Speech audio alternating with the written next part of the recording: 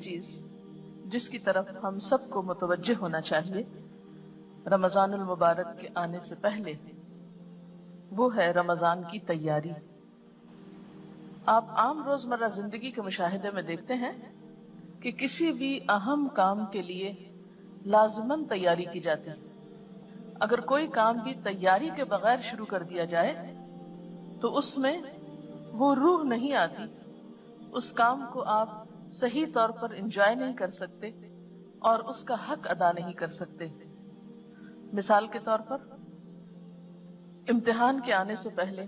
آپ کیا کرتے ہیں؟ تیاری کرتے ہیں۔ اگر کوئی شخص تیاری کے بغیر امتحان دینے لگے تو اس کا نتیجہ آپ دیکھ سکتے ہیں۔ اگرچہ وہ پاس بھی ہو جائے لیکن اس کی فیلنگ کیا ہوتی ہے؟ تو یہ ایک حقیقت ہے کہ دنیاوی زندگی کے کاموں کے ساتھ ساتھ عبادات میں بھی یہی اصول ہے۔ نماز جیسے اہم فریضے کے لیے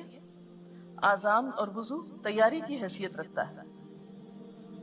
ورنہ تو گھڑیوں کو دیکھ کے، سورج کے ڈھلنے، غروب ہونے چڑھنے کو دیکھ کے نماز پڑھی جاتی۔ اور جن ملکوں میں آذان کی آواز نہیں آتی یا جن گھروں میں آذان کی آواز نہیں آتی، وہاں پر نماز اس طرح روح پرور نہیں ہوتی جس طرح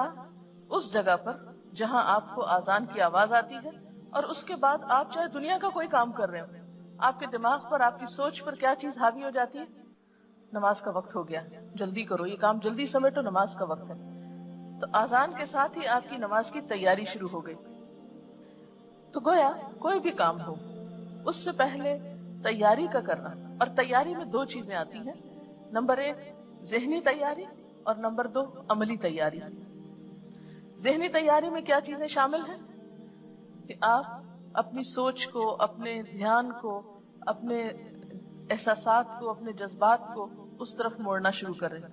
ایسے اسباب اور ایسے حالات سے گزریں کہ جس سے آپ ذہنی طور پر اس چیز کے کرنے کے لیے فوکس ہو جائیں۔ عملی تیاری میں کیا چیز آتی ہے کہ مثلا آپ کو معلوم ہے کہ رمضان میں آپ کو اتنا راشن چاہیے، جیسے گھریلو خواتین ہیں جو گھر چلاتی ہیں، اتنا راشن چاہیے، یہ چیزیں خریدنا ہے، یا عید پہ کپڑے بنانا ہے، یا اور جو بھی آپ سمجھتے ہیں کہ آپ کو اتنے لوگوں کو روزہ افطار کرانا ہے، یا زکوٰۃ دینا ہے، یا صدقہ خیرات کرنا ہے،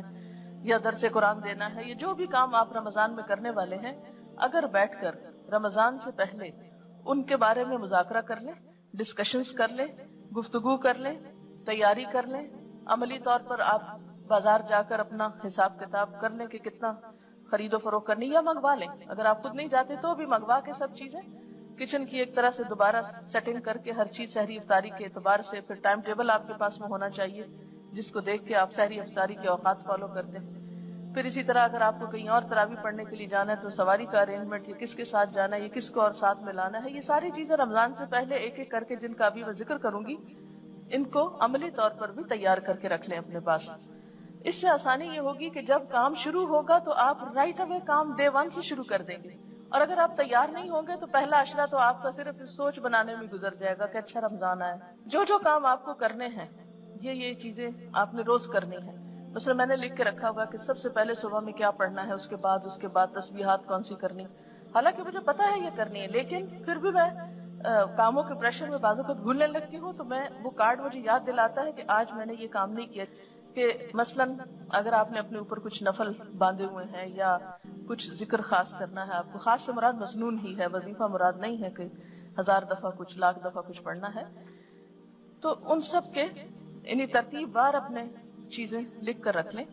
پھر یہ ہے کہ جائے نمازیں وغیرہ دھو کے صاف ستھری کر لیں، کیونکہ افسوس کے ساتھ کہنا پڑتا ہے کہ بعض گھرانوں میں اس کا اہتمام نہیں ہوتا، اور بہت فریکوینٹلی یہ چیز دیکھنے میں آتی ہے کہ لوگ سارا گھر صاف رکھتے ہیں اور ایک جائے نماز گندی رہ جاتی ہے، شاید وہ مائنڈ کرتے ہیں اس کو دھونا یا گناہ سمجھتے ہیں۔ تو عبادت میں لطف کے لیے کیا ہے، تھوڑا سا گھر کی صفائی کو بھی دیکھ لیں، کچن کی صفائی، گھر کی صفائی، اپنے بیڈ کی، کمرے کی، جہاں آپ کو عبادت کرنی ہے، جہاں پڑھنا ہے، کتابوں کی شیلف کی، الماری کی، یعنی ہر ایک چیز جو ہے بالکل ترتیب سے کر لیں، اور اتنی ترتیب سے کر لیں، بلکہ میں تو بعض اوقات یہ کیا کرتی تھی کہ جو بیڈ بستر وغیرہ سال بھر اٹھتے رکھے جاتے ہیں، وہ میں رمضان سے پہلے چادریں، ہر چیز اس طرح ایسی جگہ پہ رکھ لیتی تھی کہ بس صرف 1 منٹ اس میں لگے اور ہر چیز جلدی جلدی تبدیل ہو جائے۔ اور لانڈری بھی رمضان کے لیے بچا کے نہیں رکھیں، سب کچھ واش کر لیں، کلین کر لیں، اور اس طرح آپ جب رمضان، جیسے لوگ عید کی تیاری کرتے ہیں، تو عید سے بڑھ کر آپ رمضان کے لیے عملی طور پر تیار ہو جائیں، اور ساتھ ساتھ کارڈ پر ذہنی طور پر عبادات کی تفصیل لکھ کر وہ تیاری کر لیں، اور پھر خاص طور پر یہ بات کہ کوئی بھی نیکی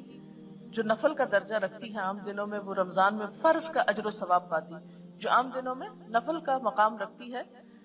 وہ رمضان میں فرض کا مقام رکھتی.